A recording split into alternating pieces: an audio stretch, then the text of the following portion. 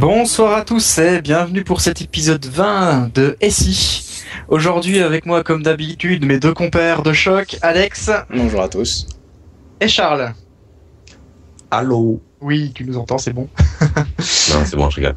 Ok, alors ce soir c'est le dernier épisode de la saison 2, et oui déjà, on est déjà à la fin, et on va vous faire un petit sujet, comme on aime bien le faire en fin de saison, un peu apocalyptique, un peu beaucoup même apocalyptique, et donc on va reprendre quelques sujets de la saison en cours, et puis on va essayer de tourner les évolutions technologiques ou les découvertes vers des choses qui vont juste détruire l'humanité, enfin des petits trucs sympas quoi. Casser la vie. C'est ça. Alors, avant de commencer l'épisode, je vous rappelle que vous pouvez nous retrouver sur badgeek.fr/live. D'ailleurs, on est actuellement en live. Bonjour à tous qui nous écoutez en live. Et coucou aux copains de Bad Geek aussi. Ensuite, vous pouvez nous retrouver sur Twitter @a__c, sur YouTube SI Anticipation, sur Facebook SI Anticipation. Qu'est-ce qu'il y a d'autre sur Tumblr et-site-anticipation.tumblr.com, et puis on va dire que c'est déjà pas mal hein, parce que bon ça fait beaucoup de trucs. YouTube Dailylol, voilà. Ouais, Dailylol, ouais, parce que Dailylol, pourquoi? Parce que j'upload plus les vidéos dessus, parce que j'ai plein de soucis avec le compte Tessie et je sais pas trop pourquoi, et il faudrait que je me penche dessus mais j'ai pas le temps. Tout simplement. Oui, ensuite on remercie nos amis de chez Xleak pour les visuels, le générique et le fait de simplement bosser avec nous, c'est déjà cool. Et puis voilà, je crois que j'ai fait le tour. Donc est-ce que j'ai oublié des partenaires? Et puis bien sûr un merci à Bad Geek de continuer de nous diffuser hein, évidemment. Et de venir sur le chat aussi nous taper la discute et me déconcentrer pendant que j'essaye de faire mon introduction. T'es pas polychrone. Merci. T'es nul. Ah ouais non, moi je sais faire qu'un truc à la fois moi. Pas plus de 2 syllabes. Ouais, c'est ça, ouais, non, après c'est trop compliqué. Alors, donc comme je vous le disais, on est parti sur un épisode qui va parler d'apocalypse, de fin du monde, de destruction de l'humanité, bref, plein de petites choses joyeuses. Oui, alors il y aura pas Bruce Willis dans cet épisode, mais pourtant on l'avait appelé, il a pas voulu venir. Donc, le premier sujet qu'on va reprendre, c'est le sujet de l'épisode 11, rappelez-vous, le tout premier épisode de la saison, où on avait parlé de différents périphériques de restitution, 3D, etc. Et puis on avait dit que on finirait par tendre des rendus, des restitutions proches de la réalité, et qu'on finirait par avoir une réalité virtuelle très difficilement distinguable de la réalité. Je ne rentre pas dans le détail plus, si ça vous intéresse, allez écouter l'épisode 11. Du coup, j'en profite, hop, ça fait des écoutes. Ah oui, c'est bien fait cet épisode. Yeah. Donc, maintenant, on va se dire que cette technologie est en place, que on a créé un monde virtuel qui est excessivement proche du monde réel, aussi bien sur l'aspect visuel que sur les sensations qu'on peut y ressentir, à ceci près qu'il est virtuel, donc si on meurt pas vraiment, etc., etc. Un peu si vous avez lu la série Caprica, un peu si vous avez vu la série Caprica, un peu dans le genre d'esprit le monde virtuel de Caprica, un peu cette idée-là. Bonne good chips. Oui, bon, après la série est un peu pourrie, mais bon, regardez que le monde virtuel. Non, l'héroïne est bien, mais pas le reste. C'est ça, c'est un peu ça. Bref, donc, on serait dans ce monde, et imaginez-vous, aujourd'hui on connaît un phénomène à l'heure actuelle, c'est que par exemple les recruteurs vont aller voir vos profils Facebook pour savoir ce que vous faites, ce que vous pensez, etc. Imaginez que maintenant les recruteurs ils font ça sur vos actions dans le monde virtuel. Sachant que vous êtes dans un monde virtuel, vous vous dites de toute façon il n'y a pas de contraintes, il n'y a pas de conséquences à mes actes. Donc vous laissez libre recours à tous vos pires fantasmes et à vos pires choses. Et là, les recruteurs vont aller voir ça. Et je sais pas, votre famille, je sais pas qui. Et au final, on va se retrouver dans une situation un peu bizarre puisque on connaîtra vos vraies intentions profondes. Enfin, si vous faites pas attention. Il a qu'à faire dans tout ça. Ouais. Alors. Ok, bon ça à la limite c'est light, on va dire. Maintenant, on imagine un truc encore pire, c'est que ce monde virtuel, on n'arrive plus à le différencier du réel, tellement il est parfait, tellement il est proche du réel. Bon, après ça pose des questions philosophiques de savoir quel est le réel, etc., mais ça on s'en fout. Le truc, qu'est-ce qui pourrait se passer, c'est que l'être humain et les êtres humains perdraient leur repère, c'est-à-dire qu'ils seraient là en train de se dire attends, je suis dans le réel, je suis dans le virtuel, qu'est-ce qui se passe pas, et ça entraînerait quelque chose de très direct, finalement, à certains moments, prendre une décision en croyant être dans le monde virtuel et en étant dans le monde réel, et inversement. typiquement, je sais pas, tu te dis tiens, j'ai envie d'essayer de sauter du haut d'un building, voir la sensation que ça fait. Manque de potes et dans le monde réel. Ça marche moins bien. Et ouais, ça marche moins bien, ça fait une crêpe. Bon, maintenant, on imagine que tu fais ça avec, je sais pas, c'est le président des États-Unis qui fait ça en se disant tiens, on va lancer des bombes nucléaires pour rigoler. Merde, on est dans le monde réel. Ouais, tout de suite, c'est vachement moins drôle et puis on se rend vite compte quand même que ça pourrait être une situation un peu explosive.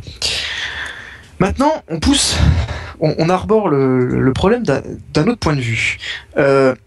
Cette fois-ci, bon, on arriverait à distinguer le réel et le virtuel, parce que je sais pas, on met un gros logo quand on est dans le monde virtuel dans notre affichage, j'en sais rien. Enfin, bref, un truc pour nous dire qu'on est dans le virtuel.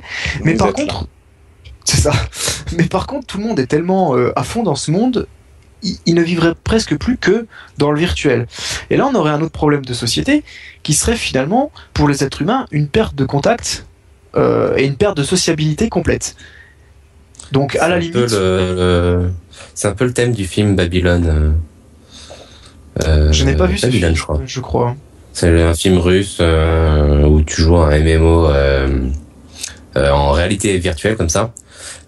Sauf que c'est plus un mix entre un MMO et un FPS pour le coup. Ah. Et la vie réelle est entièrement filmée en sépia, je crois, en mode sépia, et c'est ultra déprimant. Ouais, en sépia. Oui. C'est ultra déprimant, il y a personne qui se parle, etc. Hein. Et ils sont... C'est Avalon, et c'est un projet. C'est pas du tout un projet russe, c'est un projet Jap. Mais... C'est pas russe? Non, c'est tourné il y avait une russe au début. C'est tourné en actu RSS, mais. D'accord. Ouais. Eh ben, allez voir ce film si ça vous intéresse. Mais la conséquence directe pour moi de ce genre de situation, c'est qu'on se retrouverait finalement avec un gros problème démographique. Parce que si tu rencontres plus tes autres semblables êtres humains, outre le fait que ça peut être très perturbant psychologiquement parlant, mais admettons que ça soit compensé par le fait que tu les rencontres dans le virtuel, tu ne fais plus de bébés. Et donc, pas des bébés dans le virtuel. C'est ça. Ça conduit donc directement à l'extinction de l'espèce humaine. Et ça peut être un peu problématique.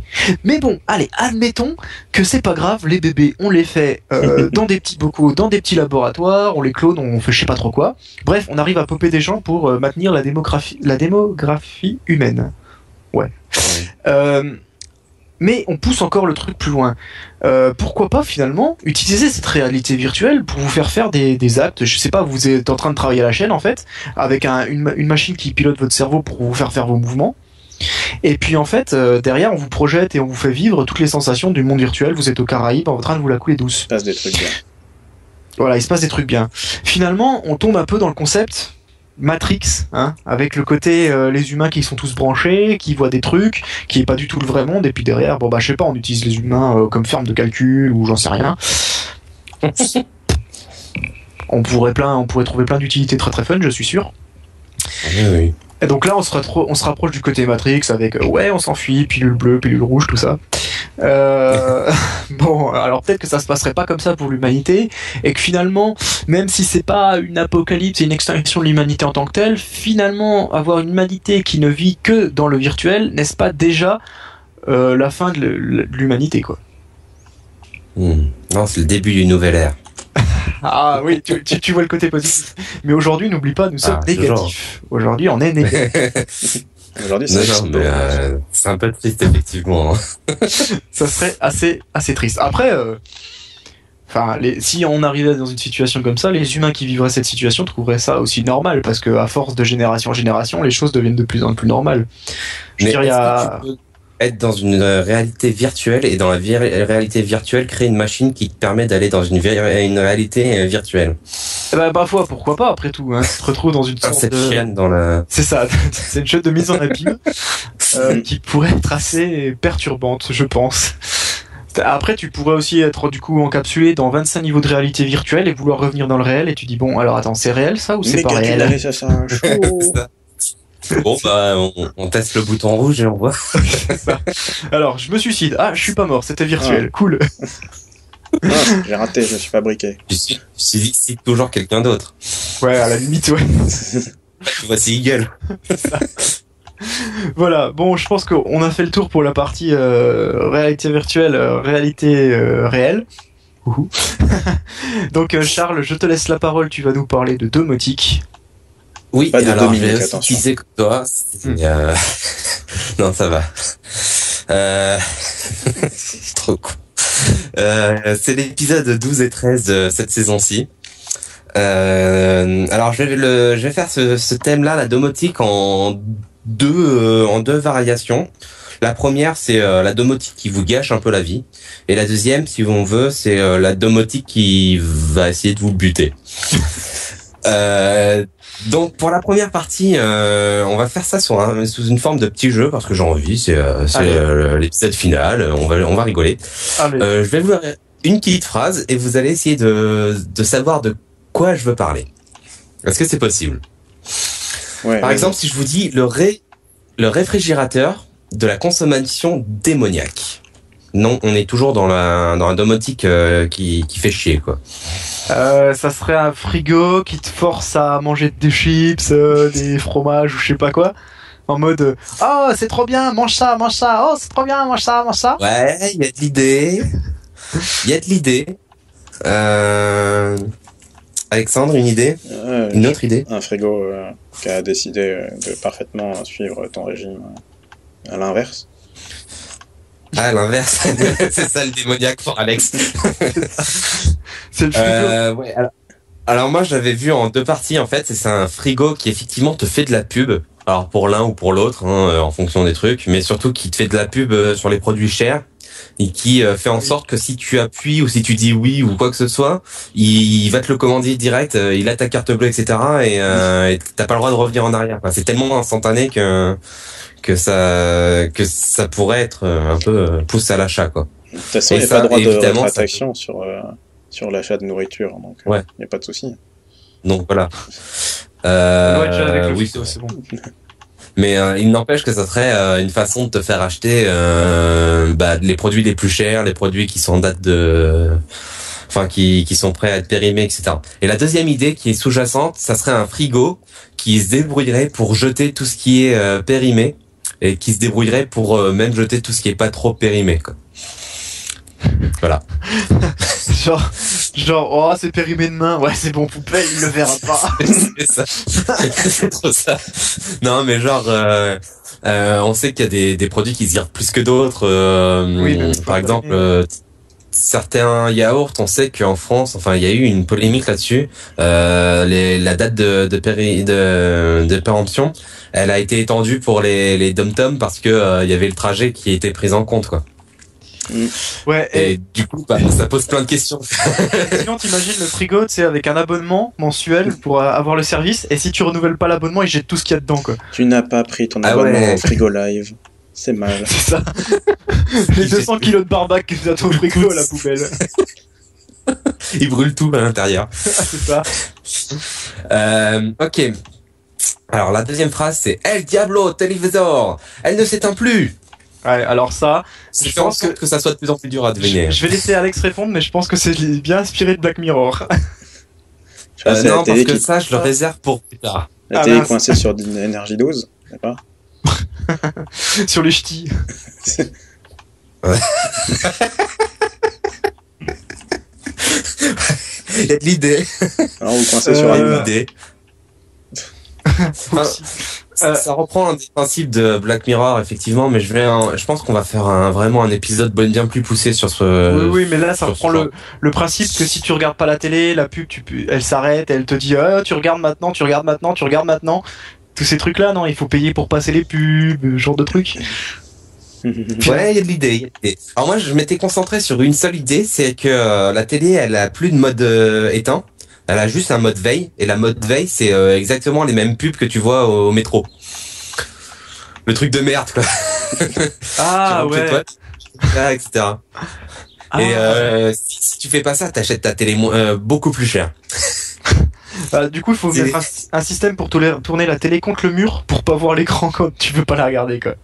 Ah bah après, t'auras des caméras. Faut pas que la télé soit contre le mur. Enfin voilà quoi, le truc à la con. Faut pas qu'il y ait de drap. Faut jouer le jeu. Ah, okay. Nemo nous fait une très bonne remarque. 1984. En effet, tu as raison, Nemo. C'est un peu le mode veille. Dans 1984, t'as une grande télé dans tous les appartements. et en fait elle s'éteint, enfin c'est pas toi qui contrôle l'extinction de la télé, et du coup ils diffusent les messages de propagande dessus, tout ça, et c'est quoi 1984? C'est à la base c'est un roman de c'est ça, et un film aussi. Moi j'ai vu le film, j'ai pas encore lu le roman, je vais m'y mettre. Voilà. D'accord. Bah moi je connaissais pas. Alors, la quatrième phrase un peu plus complexe. Chérie, ma vidéo de ma chute dans la douche, pourquoi est-elle sur YouTube? En gros.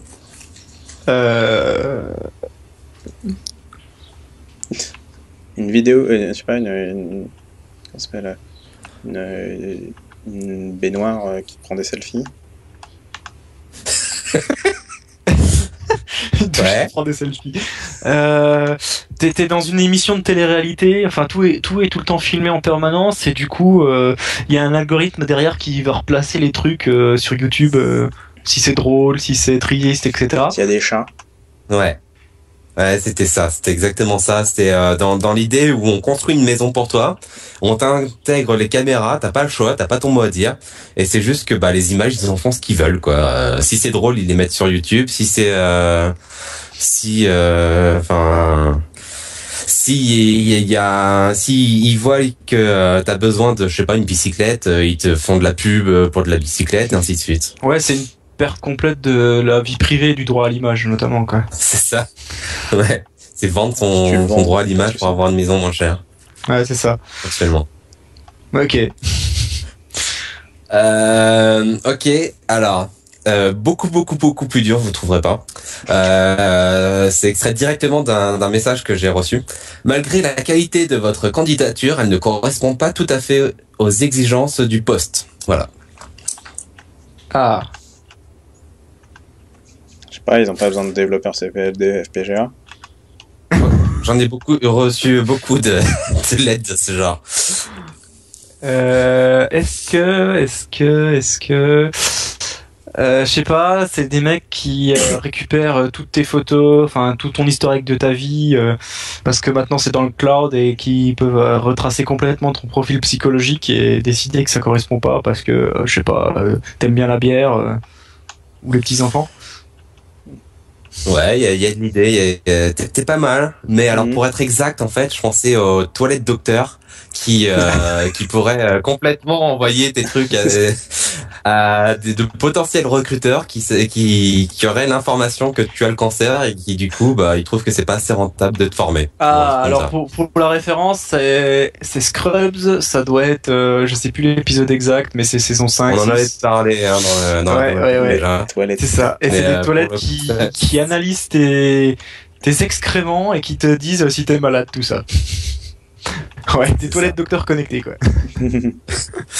Et pour le coup, qui sont en mode démoniaque et qui revendent complètement ton profil de santé à des entreprises, ça serait vraiment horrible. Sur LinkedIn. C'est ça. C'est ça. Ne prenez pas ce candidat, il a le sida. C'est trop nul. Ouais. Du coup, on va passer à la deuxième partie de l'émission. Alors là, je vais juste essayer d'énumérer le nombre de façons un nombre conséquent de façons possibles de mourir parce que votre maison a été piratée et que elle a envie de vous faire du mal du coup. Darwin Award. Mine de rien, je trouve que c'est assez dur de trouver une façon de mourir dans sa maison. Donc j'ai essayé quoi. Donc la première, ça serait de manque d'oxygène tout simplement parce que la maison a tout verrouillé et elle est en sorte qu'elle soit hermétique et tout. Ça serait la première façon de mourir à cause de sa maison, qui serait un peu con. La maison hermétique, c'est pas l'idée du siècle quoi. Oui, voilà, c'est ça. Ça c'est un peu le truc bon. La deuxième est dans cette même veine de conneries.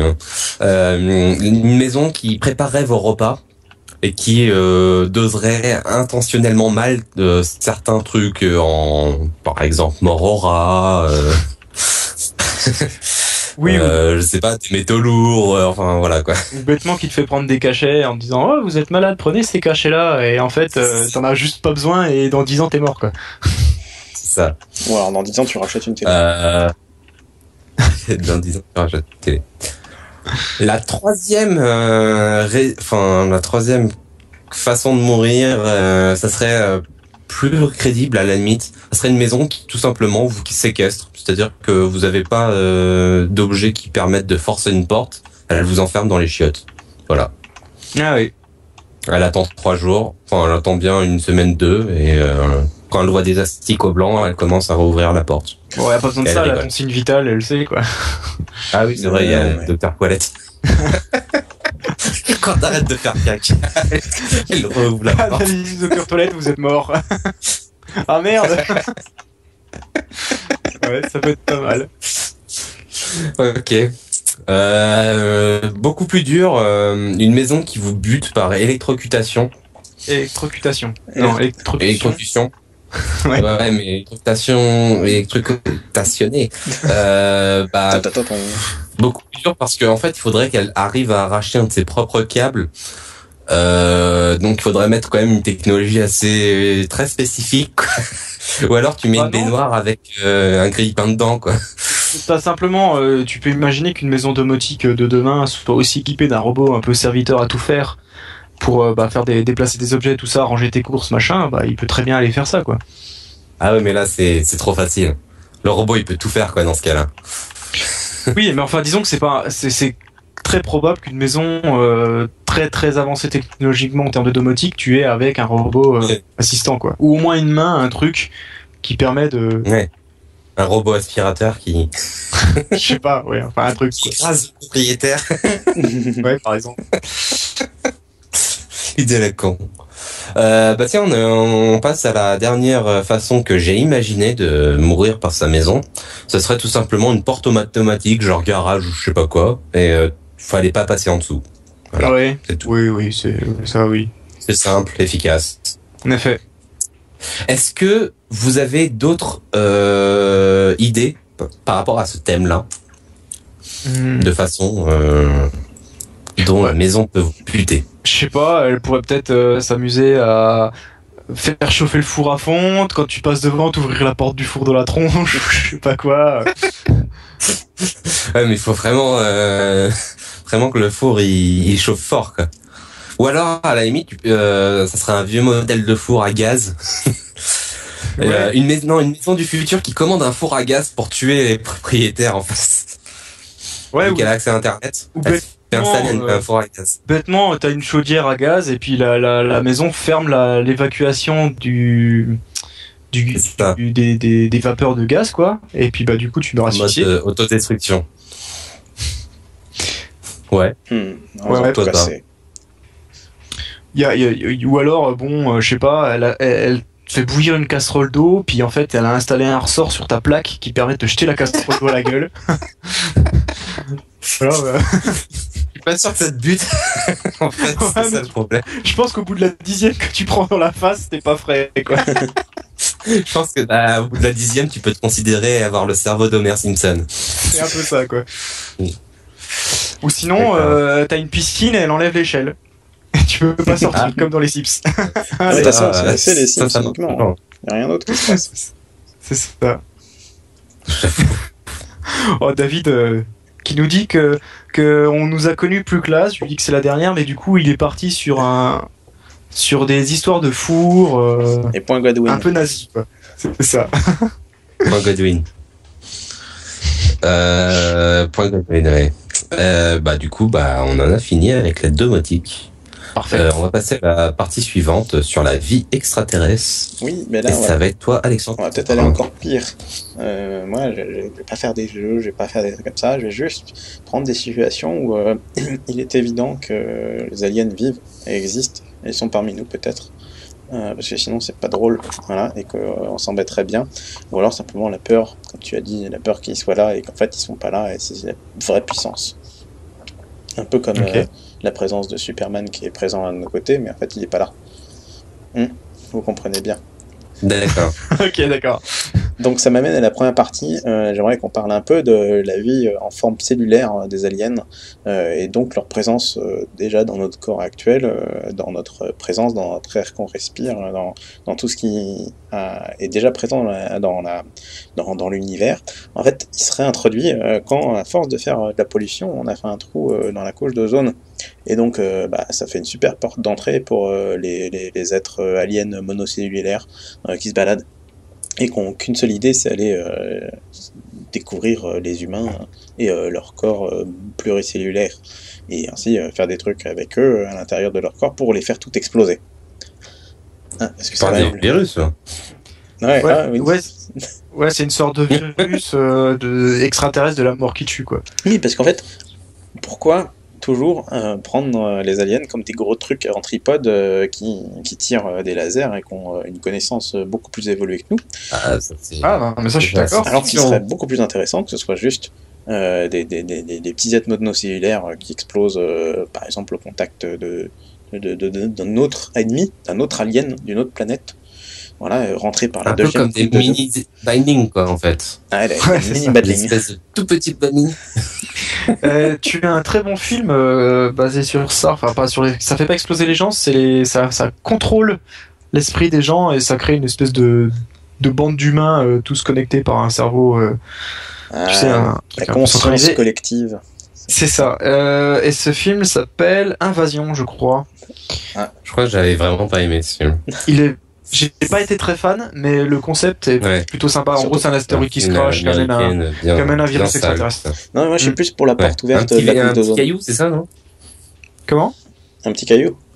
Ouais, c'était pas un petit caillou dans le film? Un caillou, une météorite, je sais plus quoi. Enfin, un truc qui arrive sur Terre Ouais, il me semble que c'était un tout petit caillou. En fait, c'était un vaisseau spatial quand tu regardes à la loupe et tout. Ah non, c'est pas ce film-là. Ah bon? Bon, c'est pas grave. Oui, non, c'est pas grave. Et toi, t'étais plus parti sur la couche d'ozone qui s'amincit, qui ferait une porte ouverte. Bah oui, c'est une porte ouverte. Enfin, c'est ce qui ressemble le plus à une porte. Parce que c'est rond, ça grossit, et il y a des personnes qui pensent que c'est possible qu'on puisse la refermer, mais j'y crois pas. Pas pour le moment, en tout cas. Surtout qu'en plus, l'ozone, ça pue, mais vraiment. Donc il y a que eux qui ont l'interdit de se balader. Mais c'est surtout qu'en fait, ça pourrait créer un puits avec plein de sortes d'aliens différents, tout petits, tout celluloïdes et microscopiques, pour rentrer et aller s'incruster dans tout ce qui vit ou qui vit pas, faire exploser un caillou aussi. Ça m'amène à une deuxième possibilité, c'est qu'en fait, les aliens sont déjà là, mais ils ont cru que les êtres vivants et doués d'intelligence étaient des cailloux, en fait. Donc ils les ont tous tués, et c'est pour ça que les cailloux, ils bougent plus. Voilà, les êtres minéraux... Ok, t'es allé loin ce soir. Les êtres minéraux, en fait, tout ce qui est cailloux et compagnie, bien avant Big Bang et compagnie, c'est au moment où il y a eu l'agglutination, tout s'agglutine quand il y a la boule de feu de la Terre au tout début, il y a quelques 50 milliards d'années. Et en fait, c'était des êtres doués d'intelligence qui se disent on va se regrouper, on va se merger, on va se fusionner pour faire une autre planète. Et là, il y a les mystères aliens qui arrivent, ils leur tapent dessus, avec d'autres cailloux, mais déjà morts. Hein, et comme ça, plus de cailloux. Ah ouais. Et en fait, ce serait une pré-apocalypse, ce serait encore mieux. C'est que c'est très drôle, c'est que là, on parle des futurs apocalypses, mais moi, je pense aux apocalypses qui ont déjà eu lieu. On connaît les dinosaures, mais on aurait l'apocalypse des cailloux. D'accord. Et que vu qu'on peut pas quand on fait des carottes dans les cailloux et c'est beaucoup trop loin pour déceler du carbone 14 dans l'existence de vie, on peut pas dire le contraire. Donc techniquement ma proposition est non vérifiable, donc potentiellement réelle. Oui, alors ça c'est un gros argument de certaines théories. Je vais mettre un gros message au début de l'épisode pour dire attention, on est allé loin. Oui, j'ai pas fini. Voilà, c'est que le début. C'est que le début. C'est la dernière, c'est normal. C'est encore une fois, je m'intéresse beaucoup, c'est pas vraiment de l'apocalypse, mais c'est une vision autre de la vie extraterrestre. Maintenant, je m'intéressais principalement à la présence des extraterrestres, mais qu'en fait on s'est trompé depuis le début, et que les animaux c'est tous des extraterrestres venus d'autres planètes. Bah oui. Et qu'en fait, Oui, on les domestique déjà sans le savoir, les animaux domestiques, et qu'en fait, par exemple, on a un petit bout d'alien dans le chien qu'on a habituellement, et qu'on va lancer, et qu'en fait, quand on lui fait aller jouer à va chercher, en fait, on lui retourne dans son cerveau quand il allait, en étant alien, détruire des planètes ennemies. Parce qu'il faut courir, attraper l'objet, le ramener, c'est un peu comme les jambes des ennemis. Des ennemis aliens, bien sûr. Ok. Des zombies en fait, des aliens zombies. Oui, oui. Qui iraient chercher et ramener. Alors on a inventé un nouveau concept de film, les aliens zombies chiens. Oui, voilà. Ça peut se vendre. Qui serait potentiellement zoophile. Ouais, et on peut pas dire que Carole Quinten est un zombie vu qu'elle a pas de cerveau, mais c'est tout l'intérêt.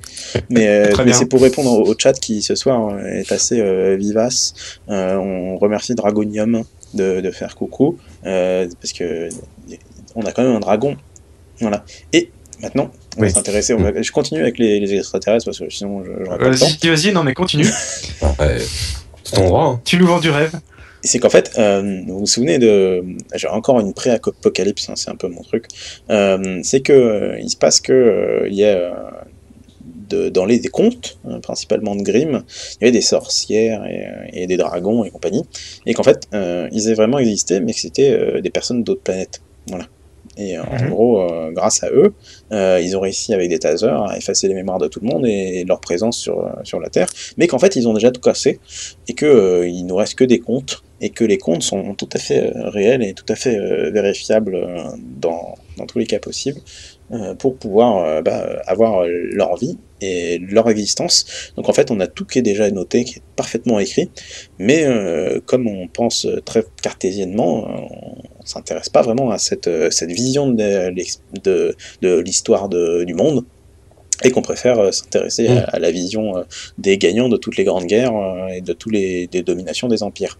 Donc voilà, faut y mettre. Maintenant, on va revenir au temps des dinosaures. Vous vous souvenez, les dinosaures, ils étaient sympas, ils mangeaient beaucoup, ils étaient pas beaucoup parce que de toute façon, ils faisaient 12 000 fois la tête d'un humain, donc il fallait 12 000 fois plus de burgers pour les nourrir. Et ils sont plus là.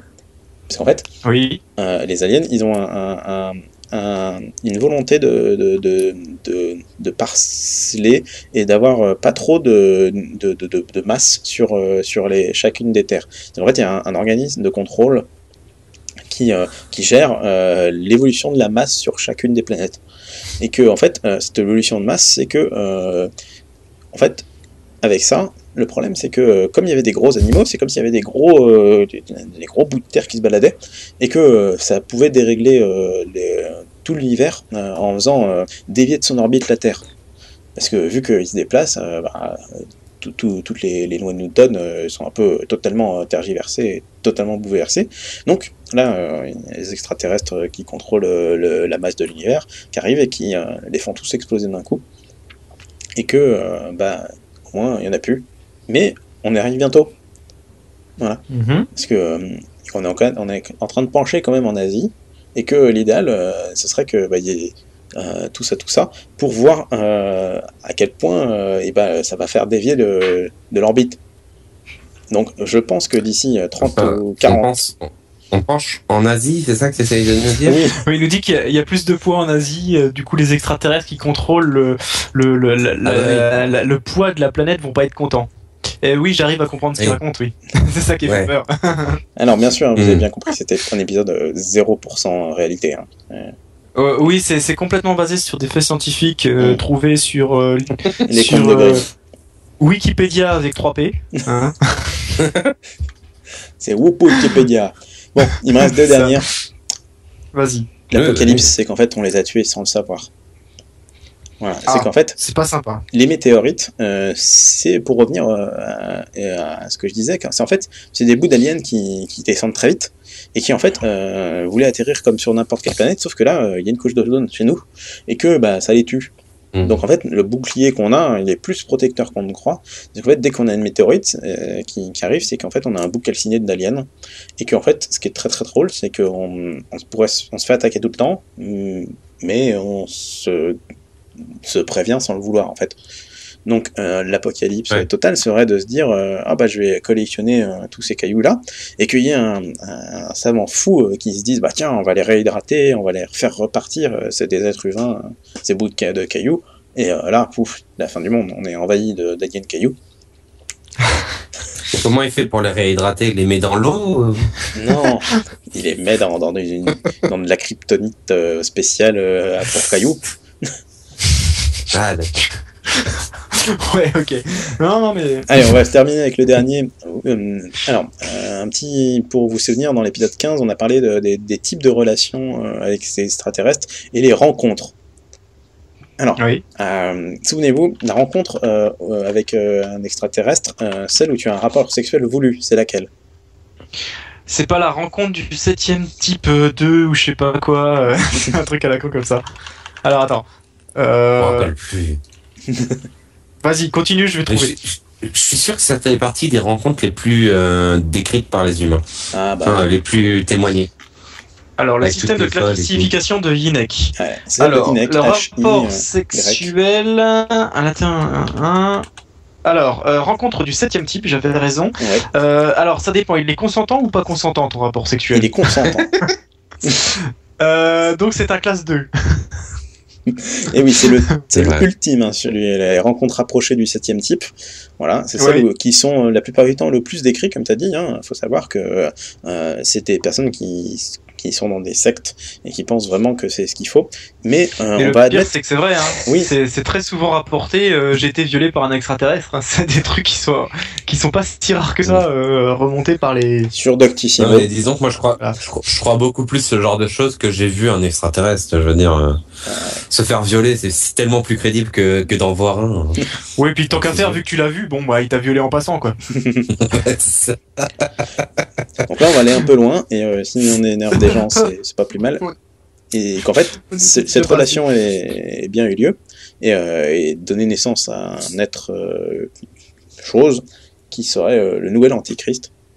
Voilà. Ah oui. Parce qu'en carrément. fait, le premier, il est bien arrivé d'une certaine façon, hein, sauf que quelques années plus tard, c'est celui d'une autre planète, et donc il est là pour tuer le premier. Mais comme il est mort, peut-être, ou qu'il n'a pas vécu, on ne sait pas, bah, il va passer toute sa vie à aller le chercher en parcourant tout le tour du monde et comprendra pas. Et c'est ainsi qu'on découvre que c'est le pape.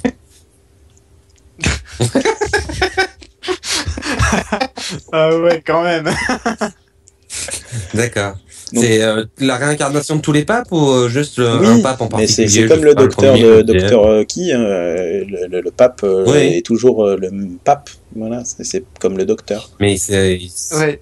Alors, il se reforme quoi. je pense qu'il faut vraiment qu'on ouvre un blog pour parler de tout ça. Oui. Moi, je pense qu'il faut qu'on fasse une intervention chez Alexandre pour lui dire d'arrêter la drogue. Aussi, ouais. On va créer une nouvelle émission, ça va être génial. Oui, on appellera Mhm. qui est fou dans sa tête, mais qui est plusieurs. Ouais, c'est ça. Donc voilà, On a- c'est pour on a finir sur la vie extraterrestre. Donc bien sûr, tout ce que j'ai dit est faux. Hein. Oui. Sauf les cailloux, Oui, non. j'aimais bien. Hein. T'aimes bien les cailloux extraterrestres? Il Ouais. faut réhydrater. Faut leur donner à boire. D'accord. C'est ça. Ok, d'accord. Et on enchaîne Bon, avec alors, la dernière partie d'Astéro. Oui, c'est ça. Alors du coup, je pensais avoir fait une partie rigolote, mais en fait, elle est vachement beaucoup moins que celle que tu viens de faire, hein. Donc là, du coup, tu m'as complètement détrôné, quoi. Donc ça va être vachement très très sérieux, hein, comparé à ce qui vient de se passer. Donc rappelez-vous, lors de l'épisode 18, nous avions parlé des différents grands projets en cours d'élaboration au niveau spatial, et notamment de l'utilisation des astéroïdes pour aller miner des ressources qui deviennent rares sur Terre, notamment tout ce qui est métaux.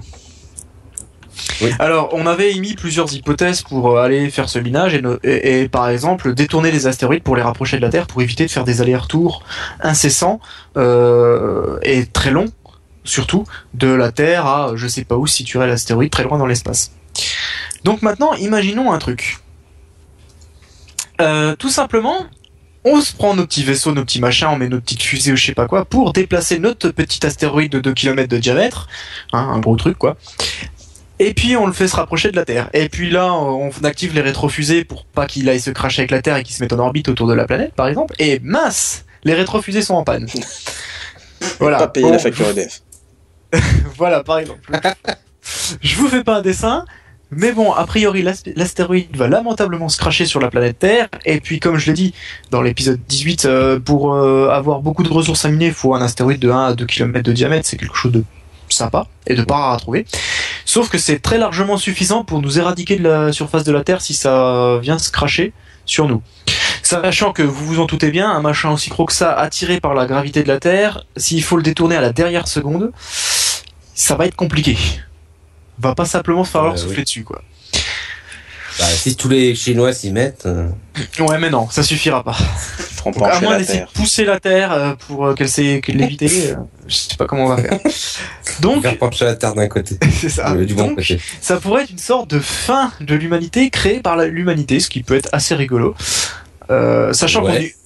Enfin, c'est rigolo. À penser. Ça dépend du point de vue, en fait. Voilà, oui, à penser. L'astronaute qui est dans sa station en mode safe, peut-être qu'il rigolera.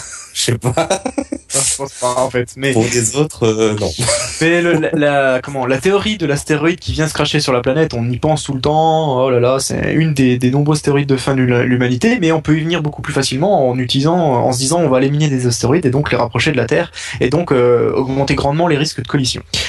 Maintenant, reprenons le même postulat, mais cette fois-ci, on se dit que l'astéroïde on va perdre le contrôle, mais genre à l'entrée du système solaire. Et finalement, il va aller se cracher sur une planète ou, je sais pas, sur Mars par exemple, ou sur la Lune, ou j'en sais rien. Le résultat peut être aussi assez désagréable pour l'humanité, puisque, pas directement, mais indirectement, on pourrait d'une part prendre des pluies de météorites et autres qui seraient des morceaux de planètes et d'astéroïdes qui se seraient broyés et déversés dans l'espace et dans l'orbite de la Terre.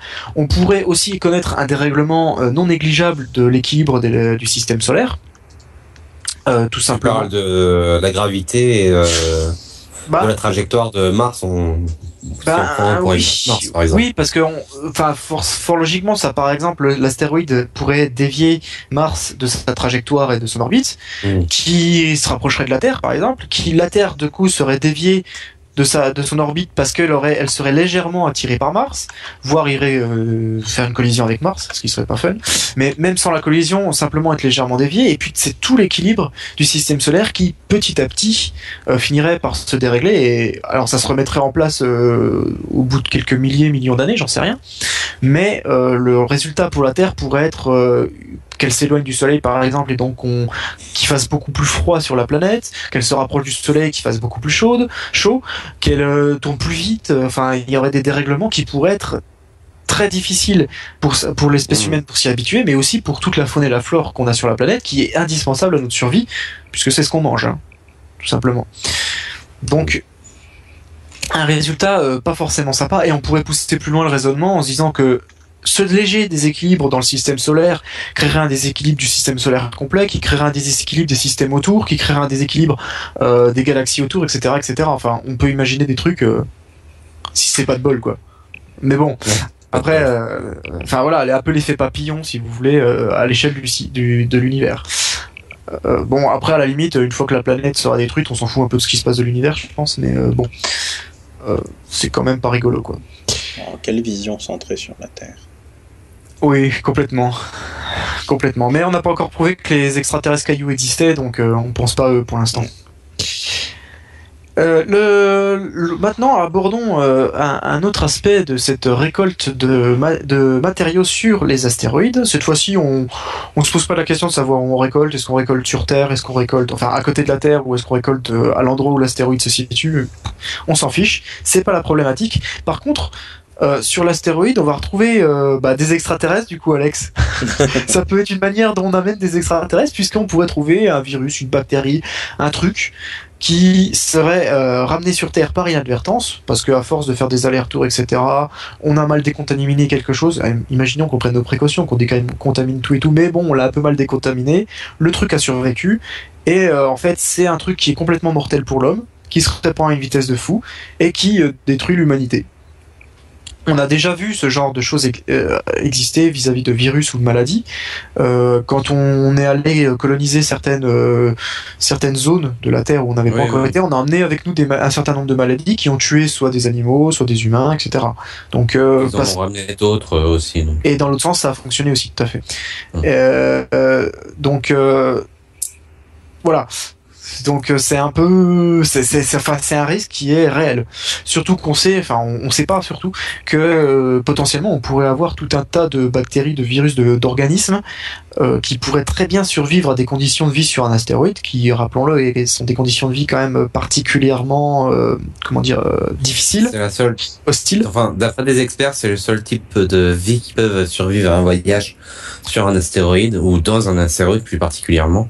Les conditions extrêmes que tu évoques sont notamment le froid, la différence de température entre l'entrée dans une couche d'ozone et le froid intersidéral. Il y a la pression et l'absence de pression et l'accélération énorme quand tu rentres dans une la décélération et la décélération énorme qui peuvent aller, je crois, jusqu'à 26 G sur un crash d'astéroïde. Voilà. Oui, sachant que là, en plus, tu es sur un astéroïde qui n'est même pas rentré dans l'atmosphère terrestre, d'une part, donc potentiellement, on n'a pas subi des conditions aussi difficiles que ça. Pas encore. Ouais, oui. Et d'autre part, on a une conscience plus que limitée, une connaissance plus que limitée de ce qui existe dans l'univers à l'heure actuelle. Donc rien n'empêche d'avoir des micro-organismes qui soient beaucoup plus résistants que ce qu'on peut imaginer.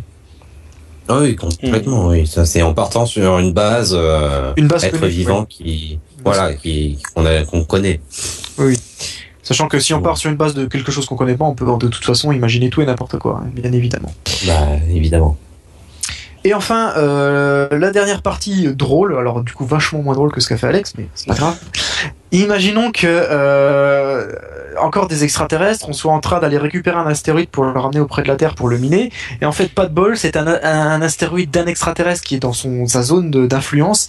L'extraterrestre est pas content et vient nous casser la tronche parce que en fait on lui a piqué son astéroïde quoi, et sa mine. Alors ça c'est quand même pas sympa quoi. Ça serait un peu comme si on avait volé le ballon à un autre enfant, en fait. C'est ça. On a volé l'astéroïde à un extraterrestre. Et en fait, il s'était jamais montré à nous parce qu'il voulait pas se montrer aux humains, tout ça, volontairement. Il s'en foutait et puis il voulait pas se montrer à nous. Mais là, bon, trop c'est trop, quoi. Ça fait le 6e astéroïde qu'on lui vole en 3 mois. Bon, maintenant, faut arrêter, quoi. Et là, il est vénère. Du coup, il déclenche le deuxième Big Bang. Le gars est vénère. C'est ça. Bon, bah, game over. Peut-être, oui. Peut-être que c'est mon astéroïde, quoi.